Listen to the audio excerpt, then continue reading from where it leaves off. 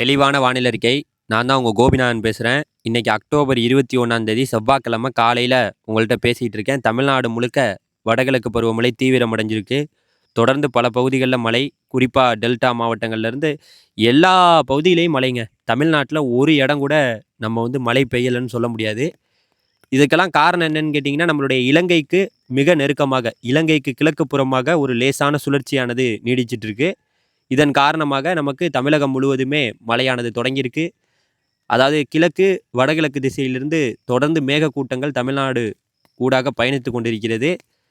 இது எத்தனை நாளைக்கு இந்த மழை தொடரும்? சென்னைக்கு புயல் வரும்னு சொல்றாங்களே, சென்னைக்கு புயல் வருமான்னு கேட்டீங்கன்னா, இப்போ இந்த இலங்கைக்கு கிழக்கு புறமாக இருக்கக்கூடிய சுழற்சி தொடர்ந்து வடக்கு, அதாவது தொடர்ந்து வடக்கு நோக்கியே நகரப்போகுது.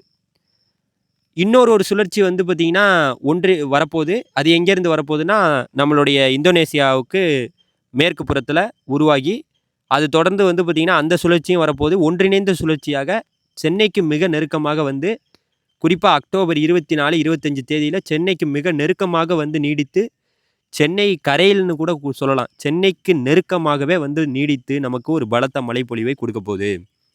அப்போ சென்னைக்கு மழை இருக்குன்னு கேட்டிங்கன்னா, நான் எப்போவுமே ஒன்று சொல்லுவேன். ஒரு சுழற்சி என்பது தமிழகத்துக்கு வருதுன்னா, அது சென்னைக்கு நெருக்கமாக வரப்போகுதுன்னா, அந்த நெருக்கத்திலிருந்து வடக்கு பகுதி எந்த இடத்துக்கு நெருக்கமாக அது வருதோ, அதிலிருந்து வடக்கு பகுதியில் பலத்த மழை இருக்கும். குறிப்பாக நெல்லூர், ஆந்திராவோட தெற்கு பகுதி மிகப்பெரிய பலத்த மழைப்பொழிவை சந்திக்க போகுது. திருப்பதி, நெல்லூர் இந்த ஏரியாலாம் பலத்த மழைப்பொழிவை சந்திக்க போகுது. இது எப்போன்னு கேட்டிங்கன்னா, இப்போவே தமிழ்நாடு முழுக்கவே மழை தொடங்கியிருக்கு.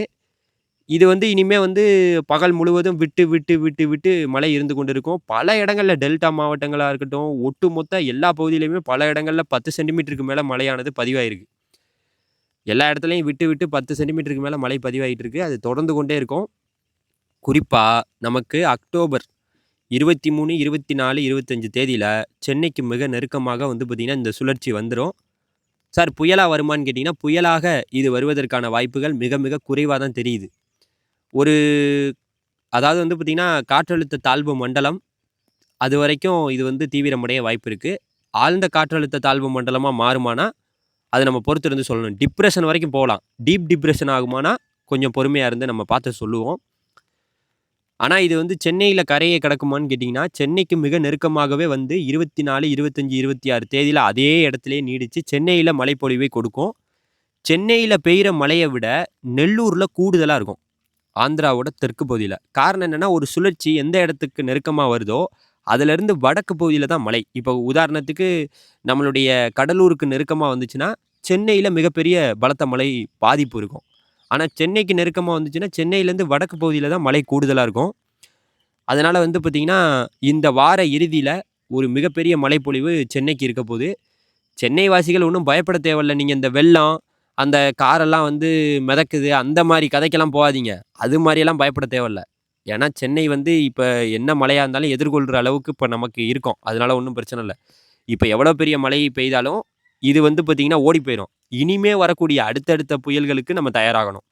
இதனால பார்த்தீங்கன்னா, நீங்கள் இப்போ காரு முன்னாடியெல்லாம் வெள்ளத்தில் மிதந்துச்சு தெரியுமா? அது மாதிரியெல்லாம் ஒரு பயத்தை நீங்கள் உருவாக்கிக்க தேவையில்ல. பயப்படவும் தேவையில்ல. சென்னை மக்களே, சென்னை வாசிகளே, திருவள்ளூர், சென்னை, செங்கல்பட்டு, காஞ்சிபுரம் மாவட்டத்தில் மிகப்பெரிய லெவலில் வெள்ள பாதிப்பெல்லாம் இருக்காது. யாரும் பயப்பட வேணாம். மழை இருக்கும். அதுக்கான வடிகால்லாம் இருக்குது. அடுத்தடுத்து வரக்கூடிய நிகழ்வுனால நமக்கு பாதிப்புகள் இருக்குது.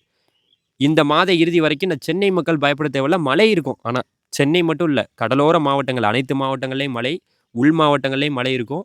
மழை இல்லாத நாட்களே இல்லை. பயப்பட தேவையில்லை. அதை நான் சொல்லிக்கிறேன். ஆனால் டெல்டா விவசாயிகளுக்கு கொஞ்சம் பாதிக்கக்கூடிய மழைப்பொழிவாக இருக்கும். கொஞ்சம் பயிர்கள்லாம் தண்ணி நிற்கிறனால வடிகால் பணிகளை கொஞ்சம் ரொம்பவே தீவிரப்படுத்துங்க. கொஞ்சம் கொஞ்சம் இடைவெளி கொடுக்கும் நேரத்தில் நீங்கள் அதை பண்ணிக்கிட்டிங்கன்னா உங்களுக்கு நல்லது. மற்றபடி ஓப்பனாக சொல்லணும்னா, இந்த மாத இறுதியில் வரைக்கும் நமக்கு மழைப்பொழிவு தொடர்ந்து கொண்டே இருக்கும். இந்த நிகழ்வு போன பிறகு பருவமழை கொஞ்சம் குறைந்து அதுக்கப்புறம் தீவிரமடையும். அதனால் நிகழ்வுகள் தொடர்ந்து இருந்து கொண்டே இருக்குது. நம்மளுடைய வானிலை பதிவில் சொல்கிறது, சென்னைக்கு நெருக்கமாக 24, 25, 26 தேதியில்